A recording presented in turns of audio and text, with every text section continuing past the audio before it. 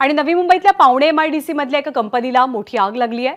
मेहक chemical या कंपनीला आग लागल्याचं कळतंय। अग्निशमन दल सध्या घटनास्थळी पोहोचलंय आणि आग विझवण्याचे शर्थीचे प्रयत्न सुरू आहेत।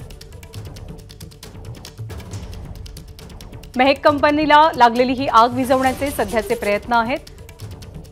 विनायक पाटील आपल्याला माहिती देतील। विनायक, सध्याची ताजी परिस्थिती काय आहे? आग नेमकी लागली कशामुळे? नंदा, याच्यामध्ये आपण पाहिलं तर गेली 1.5-2 तास झालं ही आग सुरू होती, मात्र आता सध्या आगीवरती नियंत्रण मिळवण्यामध्ये अग्निशमन दलाला यश आलेलं आहे। साधारण 10 ते 12 अग्निशमनच्या गाड्या या ठिकाणी पोहोचलेल्या होत्या। पावणे MIDC मध्ये मेहक केमिकल कंपनी आहे, तिला आग लागलेली होती।